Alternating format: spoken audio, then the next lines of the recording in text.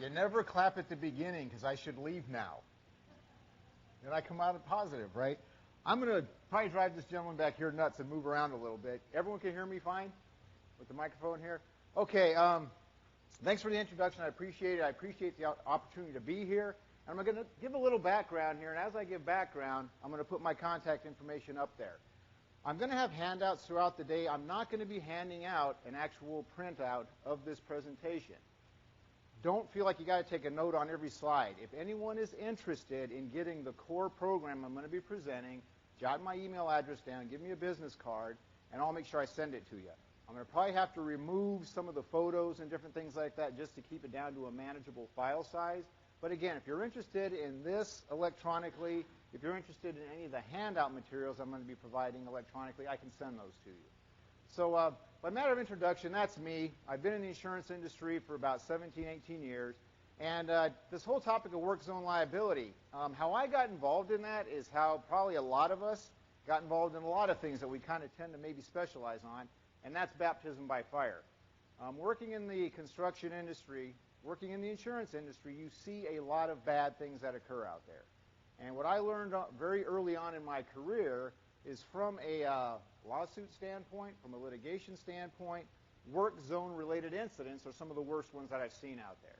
And so I started digging into this a little bit more and really trying to understand better what's going on out there as to why we're having such situations. A little bit difference on this topic today is I'm not going to be focusing as much on the worker safety end of things. And that's not that I am not a safety professional. It's not that I don't believe in protecting workers. This is just a different topical area. It's more on how far south can an accident go when somebody's injured in a work zone. So when I talk about liability, just to get us all on a level playing field, there's two big pieces of liability. A company is alleged to or they may have caused either property damage or bodily injury to another entity. That's to oversimplify it. So that's the piece of the puzzle that I'm going to be focusing on today is the liability piece. And really kind of trying to show you where this stuff goes, how bad it can get. Now, just by a show of hands so I know who's in the room, how many contractor personnel do we have in the room? Okay, we've got a few here. How about insurance? Got a few. What else? How about a governmental agency, DOT? Okay. Is it DOT specifically? Okay, great. Glad you're in here because I'm going to be talking about DOT. Not in a bad way. We're all partners in this thing, okay? Anyone else that I missed as far as occupation? Very good. Going to be very valuable. In fact, Jim and I talked a few weeks ago. I called you out of the blue. I talked on the phone for a while. I'm sorry? Law enforcement. Excellent. Appreciate you being in here. Surveying. Okay. Did I miss anybody else? Utilities. Great. Safety. Okay, perfect. We have a very good mixture in here. I'm going to get rolling, and I want you to interject. I want you to ask questions. We can go off on any tangent we want in this thing. We've got an hour and 20 minutes, and this gentleman's responsibility is to throw something at me if we're at an hour and 10, and it looks like I'm not shutting up. Okay, so you got to remind me because my watch might die. And I like talking, okay, so I can tend to go a little long here. Well, let's jump into this. What's this session all about? Hopefully you're not dealing with a mess like that out in a work zone situation. But what I'm going to talk about today is the reality of work zone liability. Really what happens out there. We're going to go through cases. This is not going to be made up stuff. I'm going to show you how nasty this stuff can get. And we've got folks in the room who have seen this stuff. How many of you have been involved in or directly involved in some significant work zone related injuries, fatalities? How many of you have had to investigate those? Not a good situation. Tend to be very ugly. It gets really interesting out there sometimes. So I'm going to focus on that. This right here is going to be a big piece of what I'm going to hammer home today, is what are we doing before an incident happens? What are we doing to protect ourselves against any allegation that we did something wrong? So there's going to be a big focus on the documentation piece. What are we doing ahead of time? Not just what are we doing after the fact. That is important, though, what happens after the fact. You're going to have a very interesting window of time to try and get some very critical information together. I'm going to hit high points on that as best as I can, and I believe me, I could be up here for 4 hours talking on this stuff, but we've got an hour, so I'm going to go through it pretty quickly here.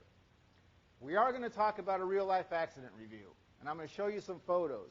And this is an actual case that was settled out of court, and you'll see why cases settle out of court instead of going to trial. But these get bad. These get very ugly sometimes.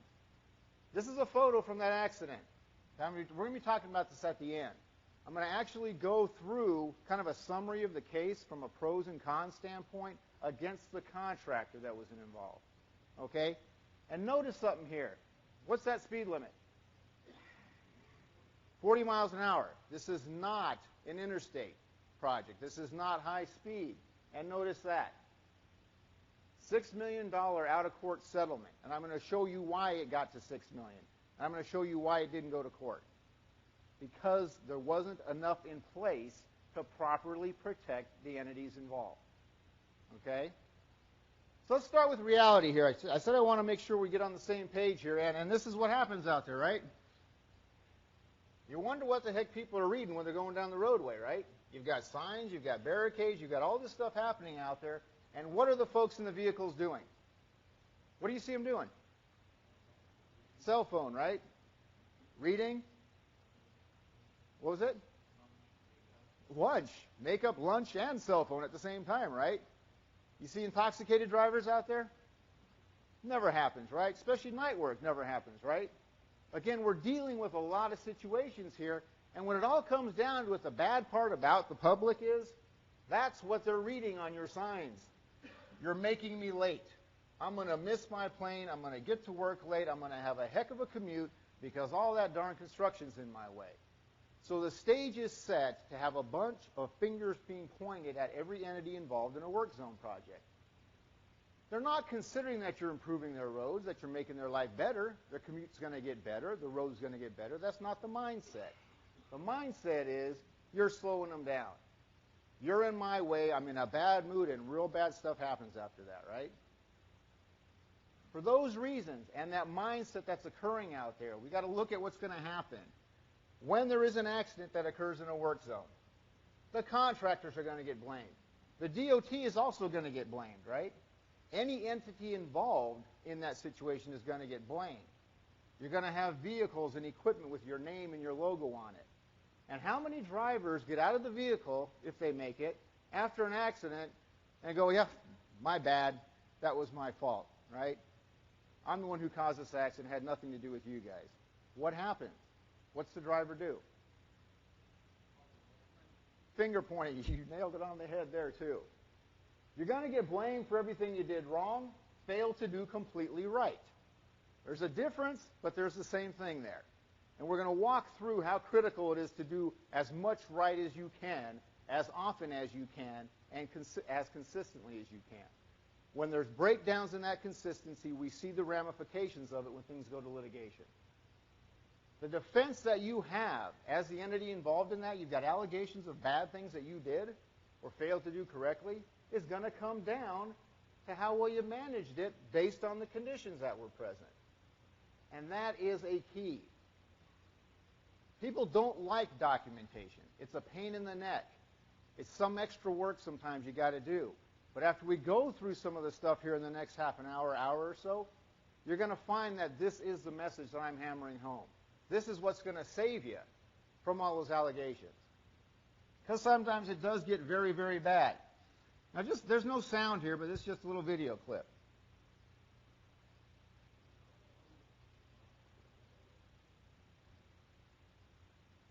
Got a bad situation there, right? You think we have a dead person or persons? If not, we have some seriously messed up people, right? Now, this doesn't look like there's a lot of congestion. It looks like not a huge highway interstate type system. Obviously, there was some kind of activity going on. We've got some traffic control cones set up, that kind of thing. After an incident like this happens, and there were several hands that went up that people have been involved in a bad work zone accident, what is really the primary objective, especially when you've got a large congested road? What's the primary objective typically as far as speed goes to have occur after an incident like this happens? Okay, what was it? Okay, they want the traffic moving again. Does everyone agree with that? We've got potentially a road shut down, and we've got thousands or hundreds of thousands of vehicles that aren't going to be able to get through this thing. So there's a weird dynamic that occurs here, because this is not a building site where an accident happens and we can cordon it off and tape it off and take the time to do an investigation. You've got a window of time to try and collect critical information, don't you? And it's not easy to do. Now, this is a simple situation here. Bad result. It gets a little bit worse. And I want you to notice it here. Hang on. Los Angeles, California. Wow. Just before dawn. That'll wake you up. In the fast lane of a busy freeway. And that's a recipe for disaster.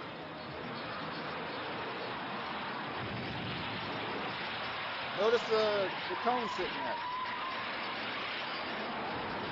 The empty vehicle gets blasted by a Mustang at nearly 70 miles an hour. The force of the collision rockets the van several hundred feet.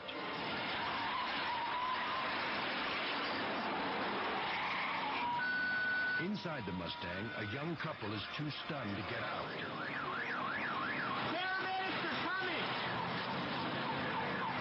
A news cameraman calls for help. Multiple injuries. I need CHP ASAP. But the couple's nightmare has just begun.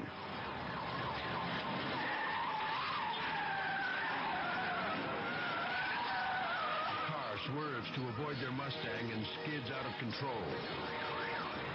5 cars are now involved in the pileup, and the man and the woman are still sitting ducks. The cameraman waves his camera light as a warning to oncoming traffic. But it doesn't work.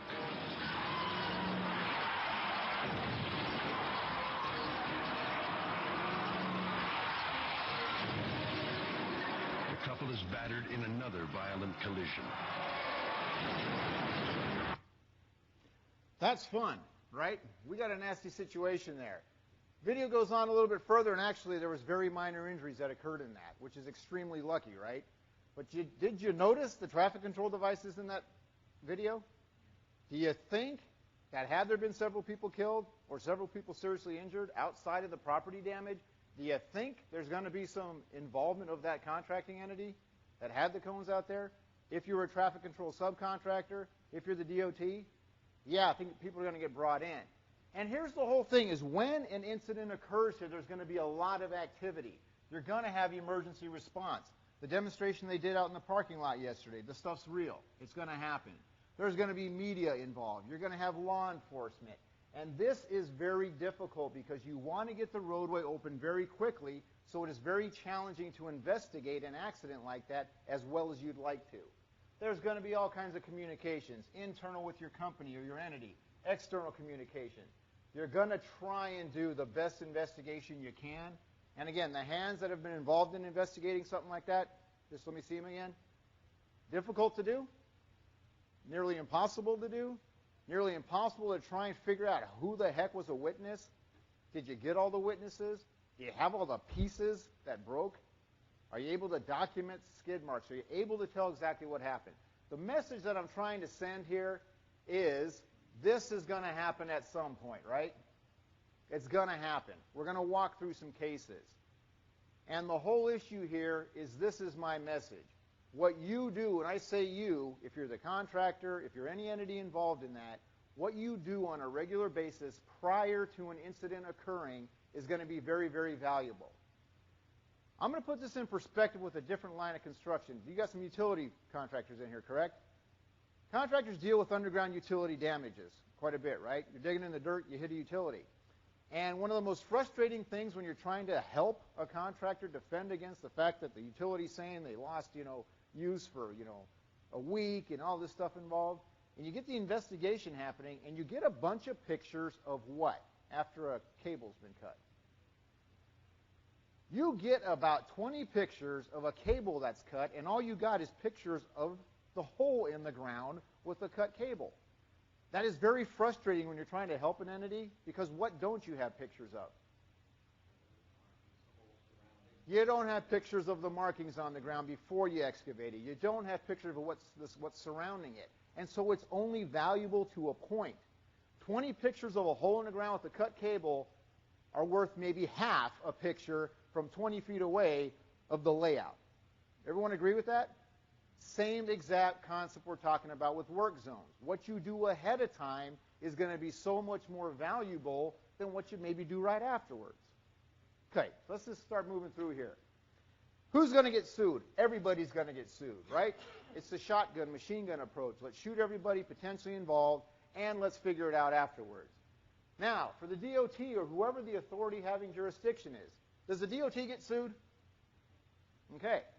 So if the DOT gets sued, or whoever the other authority having jurisdiction or owner might be, and you get handed these lawsuit papers, Mr. DOT representative, what happens with these? What do you do immediately? Okay, guess what? We've got an agreement with the contractor here. It's the general contractor on the job. You're going to take this. You're going to defend me. Now, what are you going to do if you're the general contractor and you've got a traffic control sub and maybe a milling sub or whatever it might be? You're going to walk down the line here and you're going to go like this, and you're going to go like this, and you're going to go like this. And this gets into a very interesting situation from a litigation standpoint because you potentially have 5, 10, who knows how many entities involved in a lawsuit. By the way, this is an actual lawsuit I'm going to talk about. I'm not going to give it to you. I'll talk about it. Everyone that potentially is going to be involved is going to get brought into that thing at some point or another. In the discovery process and litigation, you're going to try and find out who's involved. It's part of the discovery process. So a lot of activity is going to be going on here. Now, I'm going to talk about common allegations in lawsuits. I'm sure you guys have seen other ones. I'm just going to highlight the ones that I tend to see over and over again. As far as what are the allegations of you as the contracting entity, you as the DOT, you as maybe subcontractors on that project. What am I going to allege if my spouse just got killed going through your work zone? What am I going to hook up with my attorney and say you did wrong? Here's some of the most common ones I see. This one comes up, correct me if I'm wrong, call me out. You're not complying with existing work zone standards. You're not in compliance with the Manual on Uniform Traffic Control Devices. You're not in compliance with your own written traffic control plan. Does that come out as an allegation? Yeah, you're not following the plan. You're not following the known standards that are out there. A lot of that leads to this: improper or ineffective placement of devices, number of devices, visibility of devices, spacing of devices. Basically, it comes down to the failure to effectively warn the traveling public. You didn't do a good job in warning my wife that she needed to slow down and merge. It's a big allegation against the contractor, right? Improper placement of vehicles and equipment. Improper posted speed for conditions. Now, if I'm the contractor, how do I control that? I'm not the authority having jurisdiction. You guys ever see that speed limits aren't posted where they probably should be for a certain work zone situation? Anyone run into that? And I'm sitting there going, I'm ABC Construction. I got hired by the state to do this job. I can't control it. It's going to come out. You're going to be brought in. It's going to be alleged that you could have taken more action to try and reduce speed. And it's not easy to do, is it? It's very difficult to do. Failure to inspect. That's a very critical allegation, meaning that you did not do your due diligence in inspecting the work zone to make sure it was properly set up so my spouse didn't get killed. Big allegations. Poor visibility. This one comes up. See this one a lot? Standing water. Allegations that the roadway was not constructed properly. So weird things come up out of this. Now, what I'm going to do now is I'm going to walk through some basic pieces, elements of a civil lawsuit here. This is about a half of the original lawsuit paperwork that came in, the civil action, okay? And I'm going to highlight some things here. This is a fatality accident. It occurred in March of 2006. This is a company I work with, okay? Good outfit. They do a lot of good things right. A lot of bad stuff happens out there. Happened in March of 2006. These papers were received by the contractor. In this case, it was a Department of Transportation project. The DOT was not sued. They went directly after the general contractor. They're the ones doing the work. Papers were received in November of 2006. How long could that delay have been in most states? Okay, it depends. A lot of states have a 2-year statute of limitations. Some have a 3-year statute of limitations. And what that basically is the amount of time from when an injury occurs to when you can file suit for that injury. Now, this to me is actually pretty close. Do you think there's a strategy sometimes from legal folks? Is there any attorneys in here? I'm not going to bash any attorneys. I just like to ask the question. Okay, I'm going to bash them now. I'm kidding. Strategy might be what? Well, what's the strategy? Let's hold off and not file until the last day the statute runs out. And that does happen. Let's wait 2 years because of what? What do you have in place? Do you have changeover in personnel? What were you doing here? I'm going to put you on the spot. What were you doing last Wednesday at 3 p.m. in the afternoon? You're what? You remember exactly which one it was? Exactly what you're doing at 3 o'clock? That's what I'm getting at. Imagine that 2 years down the road, and you're trying to have somebody recall the work zone situation. The project's done. They've maybe moved on. It's going to get very interesting here. I'm going to talk about the damages, the alleged negligence. I'm going to review what are called interrogatories, and I'm not going to review all of them. I'm going to highlight a few things. What is an interrogatory? It's a what? Some really ugly questions, right? They're really important, ugly questions, and you're going to get handed a stack about this thick of questions, and you're going to have to answer those questions as part of the litigation process. Here's a scary note, and this is not made up.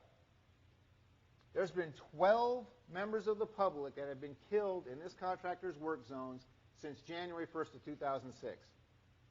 This is a good entity. They do a lot of things well. Right now, there's 4 of those that are in litigation. One of them is the one I'm talking about. There's the potential for, we think the potential for another 5 to go to litigation. But you don't know if it's going to happen for a year, for 2 years, for 3 years. They happen to be in a state that has a 2-year statute of limitations. So, this is a scanned copy of it. Obviously, it took names out to protect the innocent or guilty, but here's the date, March 28th. Due to road construction being conducted in the area, the left lane on the interstate was closed. This was the contracting entity. No warning signs or visible markings were present to warn the deceased driver that the left lane was going to be closed. Is that a big allegation? For a DOT project, and this is a large one, you think it's a load of you-know-what? Yeah. No warning signs or markings were present? Okay. Any warning cones that may have been present prior to the deceased person's approach to the road were either not present or had been moved out of the way so that a large piece of construction equipment could be parked in the closed lane. There was either no warning or inadequate warning that the left lane was closed. The vehicle collided with a piece of construction equipment, and the driver was killed, and the passenger was seriously injured. So now we've got a lawsuit due to the death and injury that's being filed by the mother and the spouse. And these are the major allegations here. It's caused by the negligence of ABC Construction. Failure to warn of the lane being closed, improperly parking a large piece of construction equipment in the left lane, using inadequate warning devices to warn the left lane being closed, other acts or omissions which we're going to dig up in the process over the next 2 years. This thing is scheduled to go to trial in September of 2008. We're not even close to the actual litigation taking place. Okay? So, I'm just going to highlight some of the interrogatories. How many of you have dealt with interrogatories and had to answer them? Wow, I'm just going to shut up because you guys know exactly where I'm going with this, right? It's ugly. The kind of questions are, you describe to me all warning signs, traffic control devices, everything that was present 1 mile west of said accident site immediately prior to the accident. You tell me what was there. In regards to that answer, you state the name, address, and everything about any entity involved in deciding what was supposed to be there. That is called pulling other people into the fold, right? Describe all the warning signs, stripes, buttons, barricades that were hit and or moved by the vehicle. Describe all the contract agreements, other written agreements, specifications, traffic control plans that had to do with this thing within 5 miles of the accident site.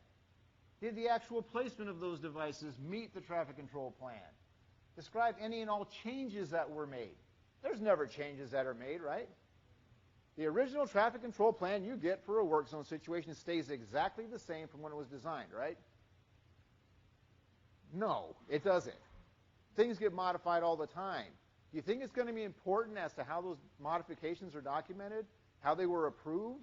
Was everything approved? Was everything documented? This stuff's going to come out. Now here's where it gets scary. This happened in March of 2006. This is updated information from our claims folks as of July of this summer here. We've got experts involved in this. There's attorneys involved. And looking at the whole ball of wax here, basically what this is saying is that March 28th is the accident date. March 7th, and then 5 days prior to the accident, the DOT found no deficiencies in the area where the accident occurred.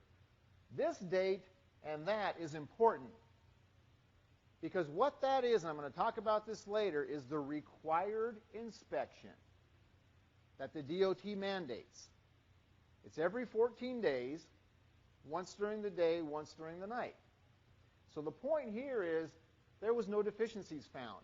But the most current inspection as far as the DOT requirement is concerned was done how many days prior to the fatality? 5 days. Is 5 days a long time? Yeah, it's a huge issue, okay? And believe me, that's going to come out. The police report indicates that the factors contributing to the accident were that the driver failed to drive in a single lane and failed to control his speed. We have law enforcement in here, correct? Just show of hands. Have you done a lot of investigation of work zone accidents? I'm going to ask you a very pointed question, and just be very honest, or not. Have you been through work zone training as far as, like, how to figure out the length of a taper, the number of barrels, the placement of signs? This, I'm putting you on the spot.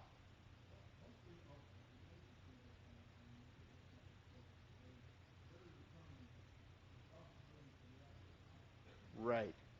You actually answered that exactly the way I hoped you'd answer it. I don't know if everyone heard them. If I heard you right, you said most law enforcement officers have not specifically been trained in that. So what I've seen oftentimes is the accident report might indicate something that is very negative toward the contractors. It doesn't look like there's enough barrels out here. Now, does the accident report, police report, carry a lot of weight? A tremendous amount of weight. There's a message here. We've got to be able to show, beyond relying on the police report, as to what's going on. Because sometimes it's not always accurate. I appreciate that. Thank you. I mean, that's kind of what the message was there. Now, here's fun stuff. This is like a Jerry Springer situation gone bad, because the more I hear about this guy's background and everything, I'm going, holy cow, how could the contractor lose this case? More stuff in this guy's systems that would impair driving than, I mean, they've had toxicology expert after toxicology expert. The guy had all kinds of prescription, non-prescription medications in his system. We're sitting there going, this one should go away. Now, our legal counsel's assessment of the situation here is the defense counsel is confident that a reasonable jury will place all or an overwhelming majority of the liability on the driver. At this point, we say that there's probably a 70% chance the jury's going to attribute zero liability to the contractor. Notice I underlined this. Reasonable jury. Has anyone sat on a jury? And I'm not saying you're not reasonable, okay?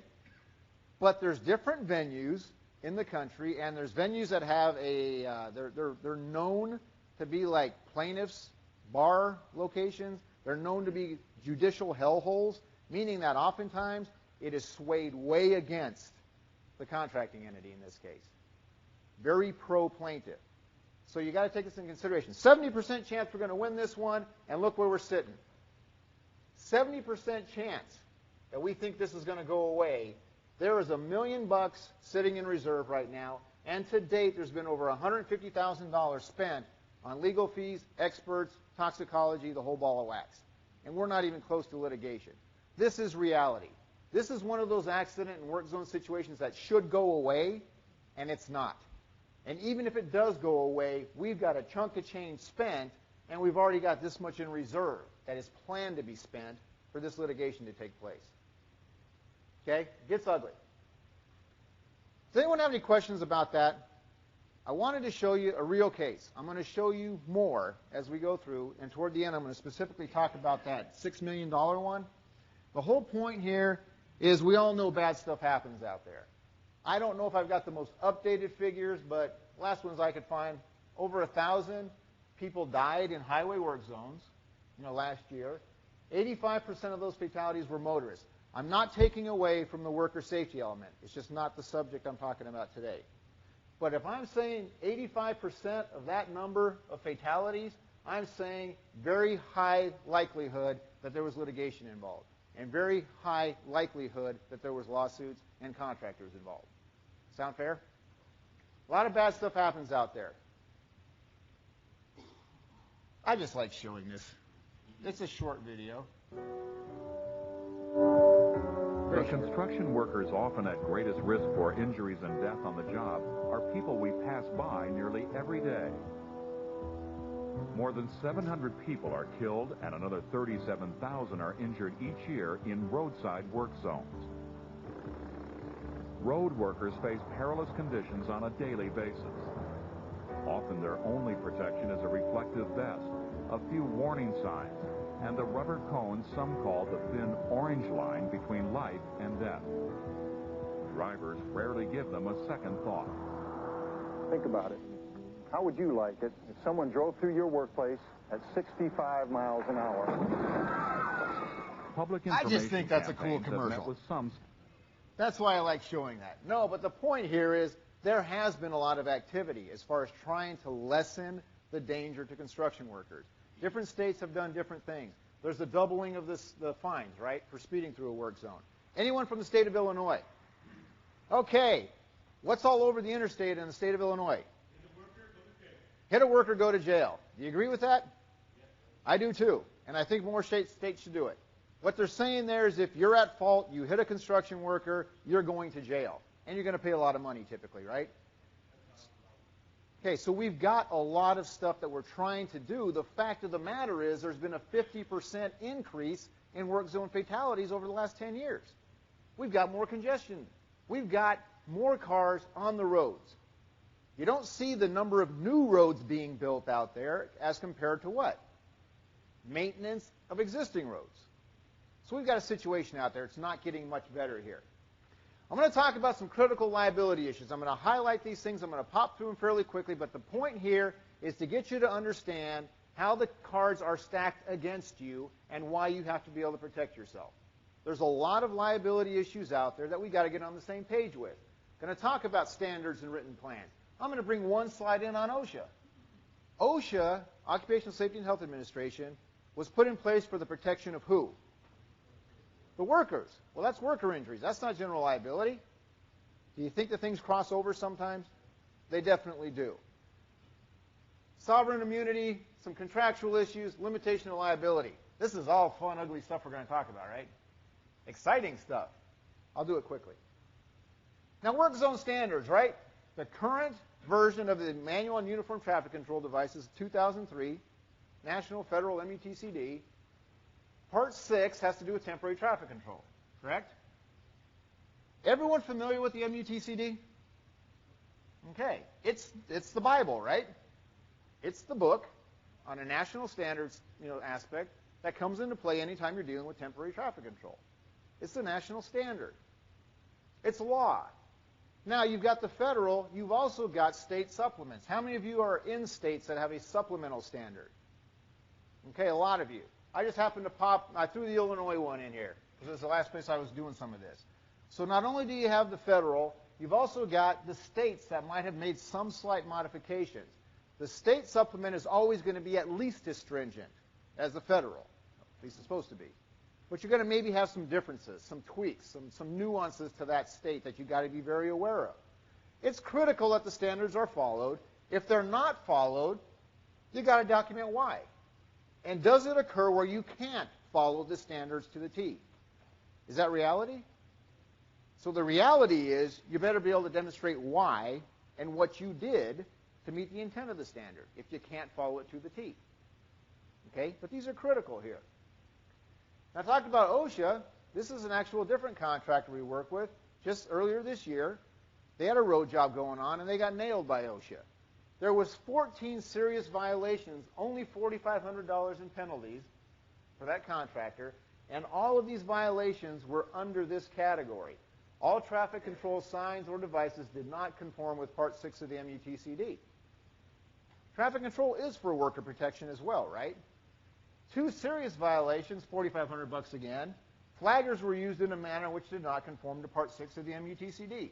What I'm saying here is that OSHA will reference the MUTCD because it is the governing standard. Now, when I'm talking liability, if this is on the history of that contractor's OSHA, OSHA fines, penalties, do you think it's going to get used if a bad accident happens on that work site? I can guarantee you it's going to be used. It's public record. My God, you just got creamed by OSHA here for all these allegations. Now we had someone get killed in your work zone a month later. Not a good situation, right? If you get, there's some chairs. If you want me to, I'll stop for a second. If you guys want to sit down, if there's kind of sprinkled. You good? Okay. I hate standing, so Now here's the issue. Someone else draws up the plans, right?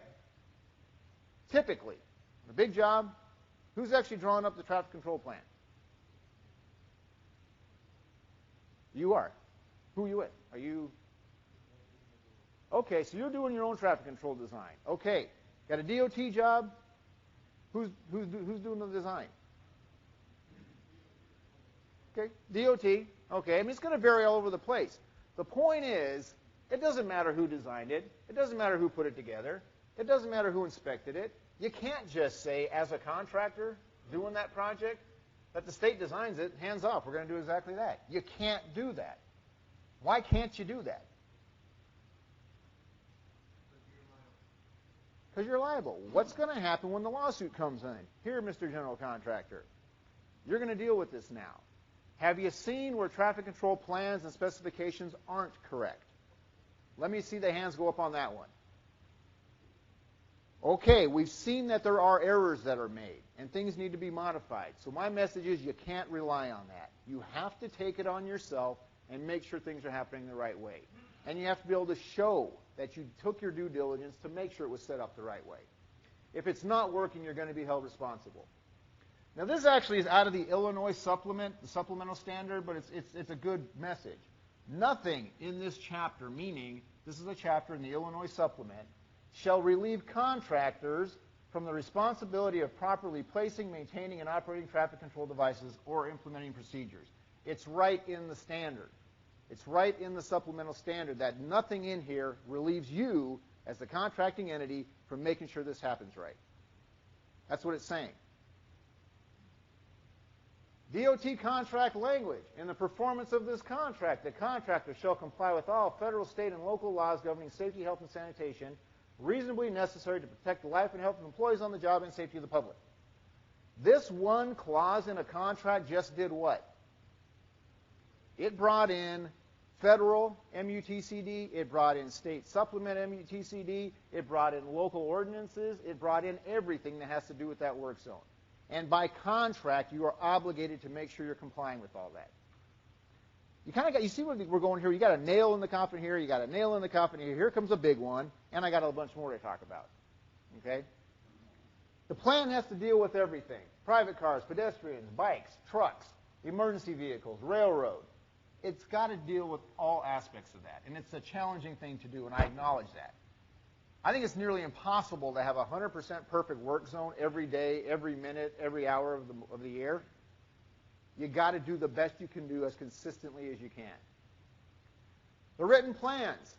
Authority having jurisdiction, like the DOT in this case, typically develops the traffic control plan. In other cases, the contractor is going to be required to develop and submit it, and it's got to be approved. Is that correct? Okay.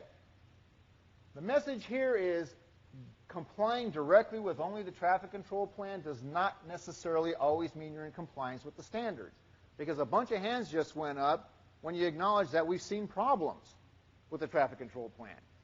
It's not working right. Have you seen actual violations in a traffic control plan as compared to what the MUTCD says? Okay, there's still quite a few hands going up, right? You got to make sure you're managing it. Who's going to hold the bag if it's not working?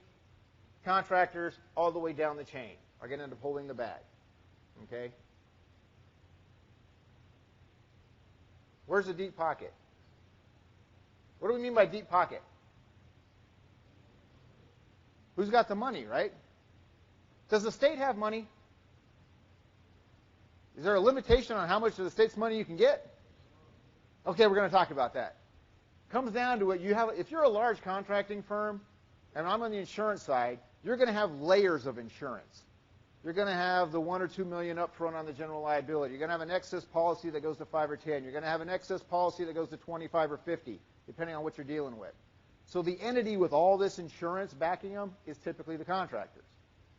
There's a reason you get sought after. There's a reason you have a big bullseye on you. You're the deep pocket in a lot of cases. All right, let's talk about this. This is what I'm talking about with the state, with governmental agencies. And this is not bashing any governmental agency. This is just reality.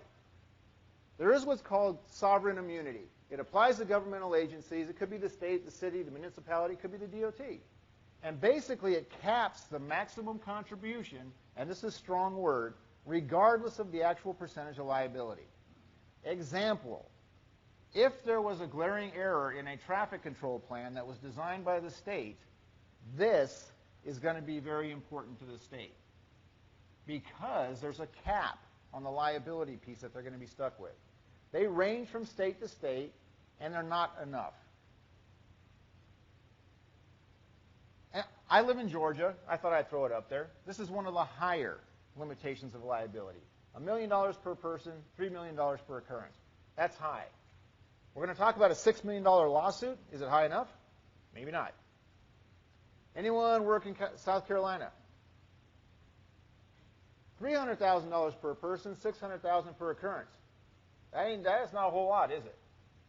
Virginia, $100,000 per person. Or the maximum limits of any liability insurance policy that might be in effect. Alabama, $100,000 per person, $300,000 per occurrence. Illinois, $100,000 limit. Florida, tell me if I'm incorrect on this, it was the most recent I could find, $100,000 per person, $200,000 per occurrence. The message I'm telling you here is there's statutes, there's legislation in place that is going to protect the degree of involvement that could happen there from a state or governmental agency. It's going to come from somewhere else. The money's going to come somewhere. There's also what's called joint and several liability. Now, Florida repealed this, I believe, in the last, when was it? February last year. There's still states that have it out there. And to oversimplify what joint and several liability is, it's a legal theory. What it means is that, let's say you're involved in a work zone situation. You're the general contractor, you're a subcontractor, you're a subcontractor. And you're all at fault, okay, to some degree. In a state that has Florida used to, I believe, be a 1% trigger. Georgia used to be a 1% trigger. What I mean by that is you're all involved. Let's say you're found to be 10% at fault. You're found to be 40 and 50. But this happens to be a very small entity that doesn't have a lot of assets and not a lot of insurance. This happens to be a smaller entity that doesn't have a lot of assets or a lot of insurance. This happens to be the jumbo contractor that's got all kinds of assets and insurance, and they're only 10% at fault. What this theory says is that this entity could be the one selected by the plaintiff to basically pay the entire shebang. That's kind of scary, isn't it? There's a reason it's been repealed in a lot of states. There's a reason Georgia did it, Florida did it. Again, it varies all over the board sometimes. My message here is we can't rely on someone else to manage our potential liability. We've got to manage it ourselves. Because there is variation that you see in the inspection frequency and basically the consistency out there, right? From state to state, you're going to see a variation in how many documented inspections are required to be done by the state or the DOT or whatever the authority having jurisdiction is. You're going to see variances in it. In Illinois, I'm going to throw this one out there, Illinois is still a joint and several liability state, unless something's changed that I wasn't aware of. Now, in Illinois, there's a 25% trigger.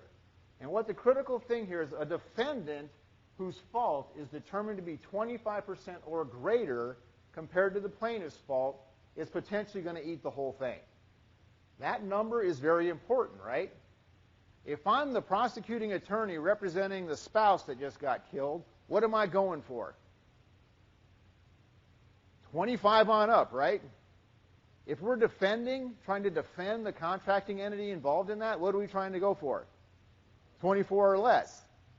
Now, you're not going to be 100% perfect all the time, but the more you can show a pattern of due diligence, inspection, correction, and you're able to prove that, it's going to give you better legs to stand on to hopefully get to the 20% rather than the 50%. Because once that happens, it opens up a whole other potential for you as far as liability goes. Does that make sense? We got to do the best we can because these numbers are playing into it. So it comes down to the deep pocket really drops down to you as the contracting entity. And I'm not saying no one else has liability, but those entities are the ones that typically get brought in the hardest. Couple real quick bullet points on contractual issues. Just make sure we're all on the same page. Typically, you're going to have a contract in place between, let's say, the DOT and the general contractor. Okay? There's going to be subcontractors potentially involved. Are you a traffic control sub? Are you a seating? Are you a grading? Are you a milling? Whatever it might be. And in every one of those contracts that are typically executed, they're going to have what's called indemnification, additional insurance, additional insured status, and limits of insurance that are required to be in place by that lower tier entity. The state requires certain things of the general, and then it goes down the chain. This is important because everyone gets brought into it, so management of subcontracts, management of this whole situation is very critical. Contract language, again, ties in the fact that you got to follow all the standards here. Contract language is also going to typically have something that looks kind of like this, an indemnification clause, which means that me, as either the general, or it could be the DOT, or it could be a lower tier sub that is further subbing work out, I'm going to require anyone below me to indemnify and protect me in the event something happens by contract. And that's typical language. To the fullest extent permitted by law, you've got to protect me from and against claims, damages, loss, including attorney's fees, arising out of the work. Classic indemnification clause. Insurance. I'm going to require lower tier entities, if I'm a higher tier, to maintain certain levels of insurance. Workers' compensation, statutory. General liability, certain layers of insurance. And what I'm going to do is require you to name me as an additional insured on your insurance policy. Which means what? Something goes south, I'm handed the lawsuit as the general contractor, I go to the subcontractor, what is that going to do with that contractor's insurance? Tap me directly into it. And their carrier is going to be defending me. So this contractual stuff is very important. It just funnels all the way down. And it's tough. How many primarily entities here act as subcontractors?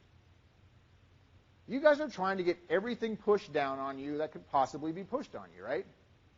And you got to make business decisions, but the reality is it's going to get handed to you. Now, there is some legislation in place that can offer some assistance here. I'm going to show Texas, I'm going to show Florida, because they're very, very similar. It's a limitation of liability statute. And don't worry about all the words, but basically it's for contractors. What it's saying is that a contractor who's doing work, this happens to be Texas, for the TxDOT, is not liable to a claimant for bodily injury, property damage, death, all that stuff, if at the time of the personal injury, property damage, or death, the contractor is in compliance with contract documents material to the condition or defect that was the proximate cause of the personal injury, property damage, or death. What that's saying is, by law, it's legislated. If you're doing a TxDOT job, if you're in compliance with all the standards, the contract specs, everything, you are going to be held not liable. What word should scare you?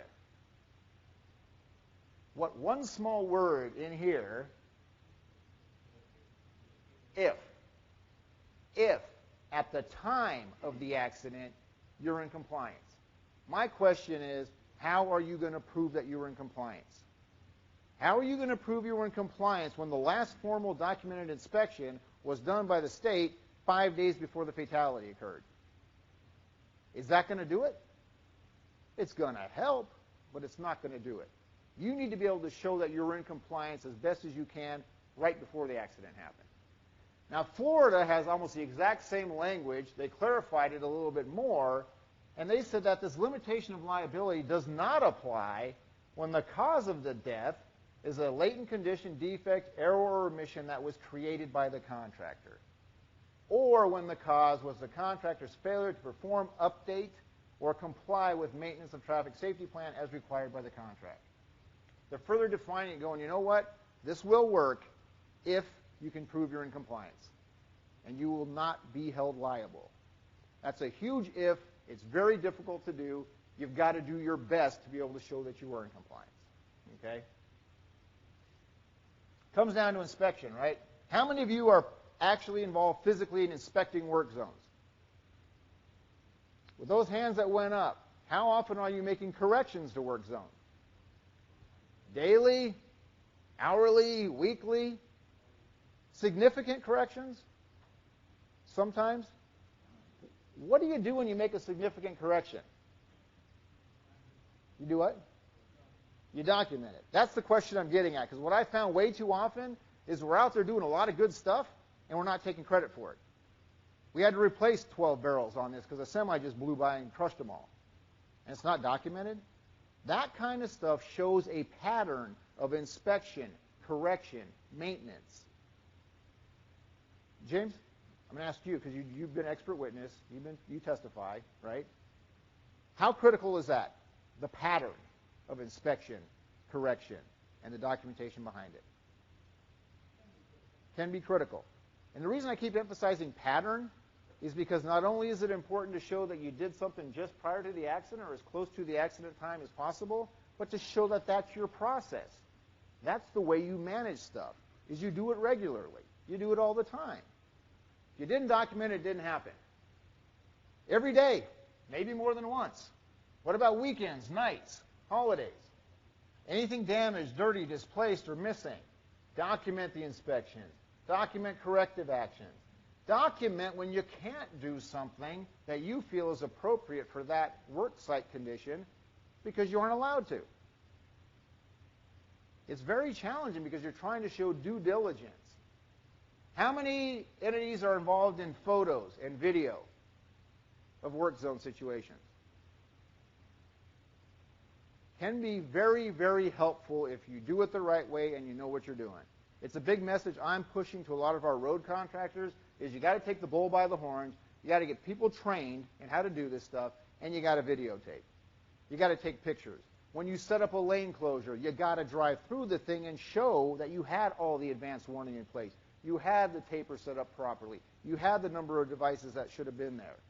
Because if an accident happens after that, that is going to be so valuable to that case to show that it was set up properly. It's going to give you some legs to stand on to defend yourself.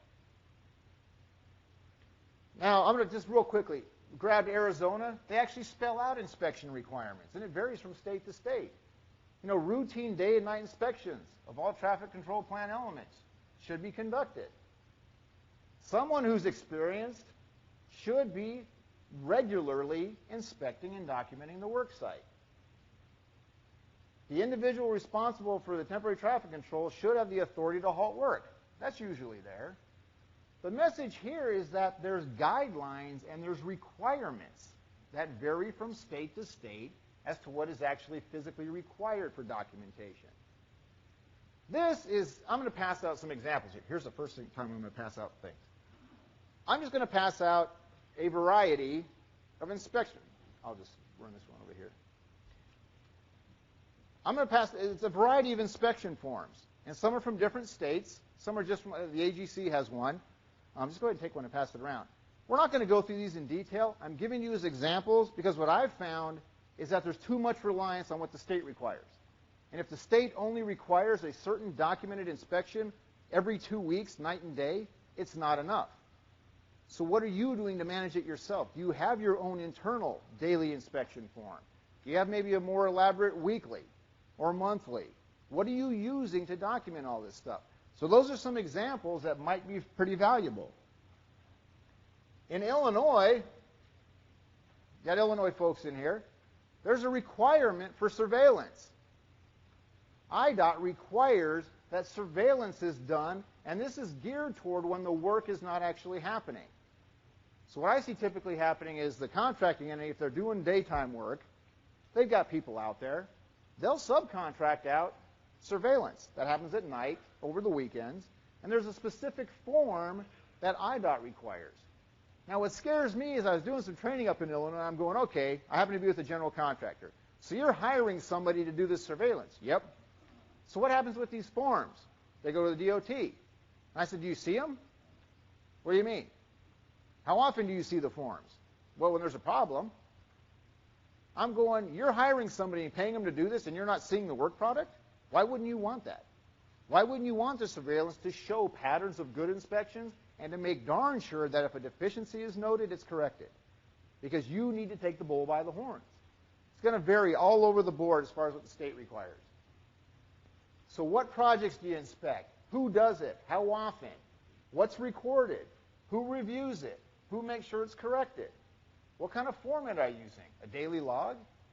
Daily logs come out very heavily in litigation. Any written documentation is going to come out. You got to train people on how to document. Are you doing photos or video? And this I hear way too often. Well, the resident engineers out there every day. They're doing the inspection. Why do you saying we need to take this on? Why do we need to do the inspection? We've got people out there that are doing it all the time. It's a good process. I'm saying it's not always enough. In Georgia, there's a specific form that's got to be completed by the supervisor, the work zone traffic control supervisor, once per week. Once per week is a requirement, and the problem is that's all an entity will do, is once per week. And that scares me. Because what happens if you do that on a Wednesday and a fatality accident occurs the next Tuesday? You've had 6 days go by with no formal documented inspection. How are you going to show that you're in compliance with the plan? How are you going to show that it was set up properly when and if that individual got hurt or killed? That fatality I talked about before, the March 28th fatality, this is actually from the DOT inspection logs. I took the information out, and this is not bashing the DOT, okay? The reason I show this is in this case, it basically shows the date, all this kind of stuff, what they did, the activity. There's a note. There was an accident on the blank bridge eastbound. A vehicle struck the concrete rail placer in the work area. All traffic control signs in this area were up and functioning. The attorneys working on this case that are representing our client were so glad when they got this. And I saw it and I went, ugh, not good enough. I'm going, this is what they're relying on. Is it positive? It is positive. It's not negative, right? But I'm going, this is what we're hanging our hat on?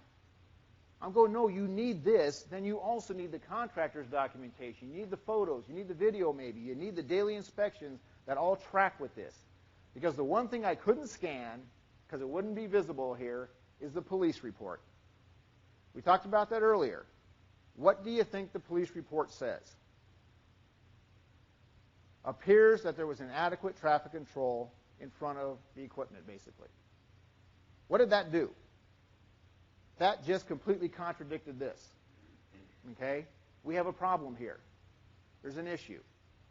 You need to be able to sway it one way or the other. And you want to sway it to show that you had inspected it and everything was set up properly. You can't rely just on this.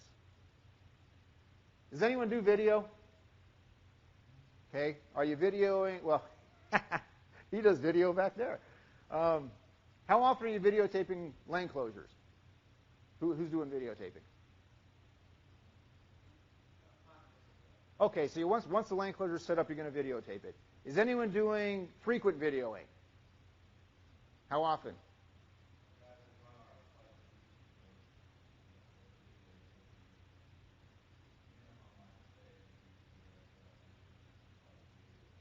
Okay. There's entities out there that have processes in place that it's 3 times a day. Start a shift, midday, end a shift. They have people dedicated to it. They're driving around with the dash-mounted cameras, just like law enforcement would use, and they're driving through the thing. And if there's a problem, they're correcting it, and they're driving it again. And the reason they're doing that is because the liability is way too great not to do it. And they've been nailed before. And they've been in bad situations. So that's why this is becoming more and more common. I'm going to throw this in here. Truck-mounted attenuators, there's interesting stuff going on with video. There's a company, I'm going to show a video clip here. It happens to be called DriveCam. But there's technology out there where you've got cameras that have like it's basically a buffer memory, for lack of a better word. And these cameras are activated when there's a G-force event, meaning an impact, a hard braking, a swerving, anything like that activates the camera. And because of this buffer memory, that camera, when it was activated, captures about 10 seconds prior to being activated. So it kind of like takes you back in time, and it's really cool. We're actually having discussions about possibly placing some of these cameras on the back of these things because they get hit all the time. They get hit all the time, and it'd be nice to document who hit them and exactly what happened. And so this is the kind of thing that we're looking at. Maybe it doesn't make sense to do. This is actually a shuttle bus. And what this is there's a camera facing out the front of the shuttle bus. There's a camera facing back at the driver. And there's an accident that happens. I just think it's kind of interesting because it kind of shows you where this is going from a liability standpoint. Everything's going on great.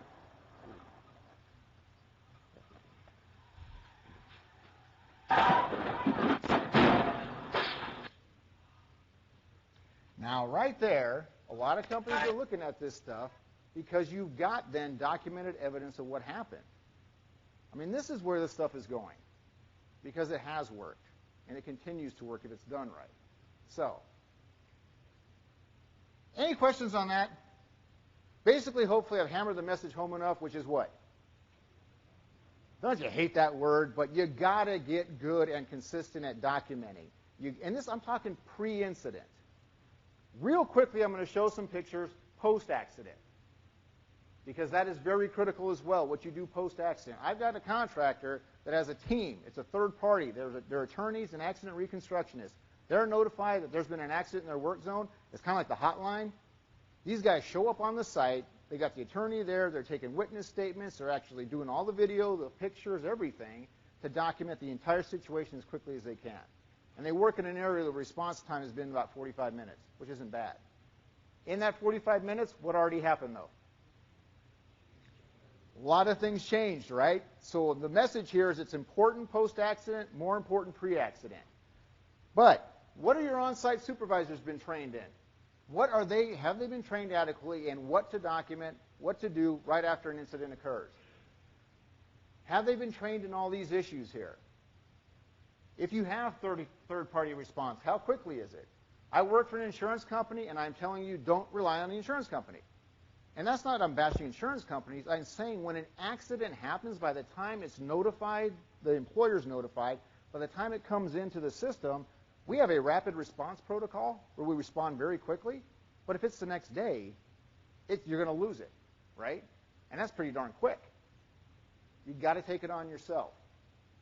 Here's a real quick scenario. Small job, replacing 50-foot of bridge. Okay? North and southbound lanes are separated. This is a bridge situation. You're going to close one outside lane northbound. A driver in the right lane does not transition safely through the taper. They're trying to beat that vehicle. At the last minute, they swerve over, hit the vehicle on the inside lane, forcing them off the bridge, and there's a fatal accident. Basically, this type of traffic control setup. We've got a lane closure. This driver comes across here at the last minute. There's an impact here. The vehicle actually goes off the bridge, and there's a fatality. You've got all these elements of the work zone. What are generally going to be the most critical elements to show that you properly warned that driver of what's coming up? Advanced warning is going to be extremely critical. The length of your taper is going to be critical. The number of devices, the placement, the visibility. All of this right here is going to be huge. The problem I've seen post-incident is where do people focus with their photos?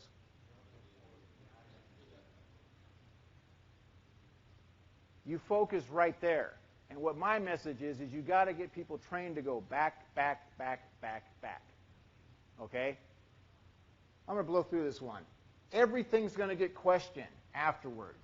The visibility of your workers is going to get questioned. You've got to have this mindset that once something goes wrong, especially if it goes to trial, you're going to be put on the stand. You're going to be deposed. You're going to be questioned on everything. The size, the visibility of all your devices. Were the chevrons actually pointing the right way? You know what I mean? If we're driving up to that sign, which way am I supposed to go? Left. Does it matter if it's reversed? It will matter if it's reversed when it goes to trial. Jersey barriers, K-rail, whatever it is. Is it important that they're pinned? Okay. Is it important that they have attenuation? These are big nails here. This is a bad accident. I'm going to show some more pictures here. When I saw these from the attorney, the question I asked is, was it pinned? Because if it wasn't pinned, we wouldn't have a tractor trailer potentially that went over that thing. We could have, but it's going to come out. Was it properly set up? Was everything connected right? So that it acted in the manner it was supposed to act? Did you have any kind of aero panels, light boards? Did you have them set up right? Did you have the devices in front? Everything's going to get questioned after an accident. Advanced warning is going to be critical. I don't care what kind of project it is. It's going to be critical. We need to get people looking at that. If you got people taking photos, investigating, what did the driver see? What devices are still in place? What was displaced due to the accident? Any damage to the traffic control devices? Don't focus on the crash site. I'm going to pop through a few photos here real quick. This is a bad one. This was not a fatality. A 5-year-old kid not in a seatbelt got ejected and is messed up. This is in a contractor's work zone.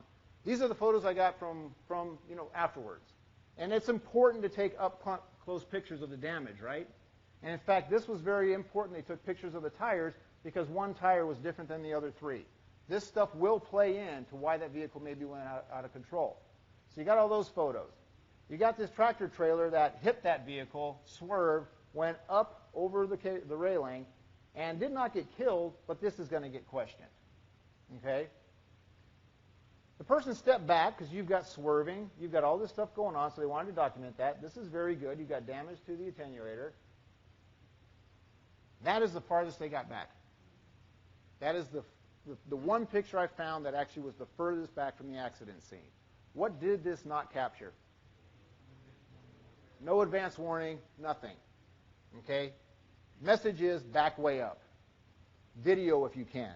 Because if it's in place after the accident, and that tracks with what you're showing was in place prior to the accident, you have so many more legs to stand on to say that this was not our issue. This was a driver issue. That's the whole message here. Last thing I'm going to do here, and I apologize, we're running out of time. This is me gabbing. I'll let you read this. $6 million work zone case, settled out of court. I'm not going to go through this. I'll let you read it on your own. But what we had here essentially was 40-mile-an-hour work zone. These were pictures that were shown to 3 different mock juries. There were 3 mock trials set up because they wanted to see should this go to trial or not. And they decided not to. They settled out of court. They had a head-on collision here. We had a double lane closure. Gentleman going this way, didn't make it through the transition, hit a van head-on. That's what it looked like at night after the accident scene. This is what the jury was shown. Does anything look confusing to you? Does anything look out of place? You can't tell what's going on, right? Is this favorable for the contractor? No. This doesn't look quite so bad. Anyone see any problems there? Oh, yeah. It would help if you weren't in the way. We got problems there. That's the accident scene. We have a mother who is taking care of her 24-year-old kid who was messed up for the rest of his life. One jury thought that the damages were equal to $20 million. Another one came up with like 18, and another one came up with 10. They settled for $6 million out of court, and this was considered a huge success. There was a ton of stuff in place. Read through that document, and the last page are the pros of the case and the cons of the case I pulled directly out of the claim file. And you'll see a pattern of the cons. Lack of documentation, lack of inspection. We had other accidents on the roadway. The message is don't let it bite you in the rear. Look at that thing, take some proactive actions, get the videoing going. Last thing, I'm not going to talk about this, but I thought it might be valuable. After an accident occurs, what are some critical things you need to do? And I actually set this up for our claim people, going, this is the stuff you need to ask. Okay? So it's just something as a reference tool.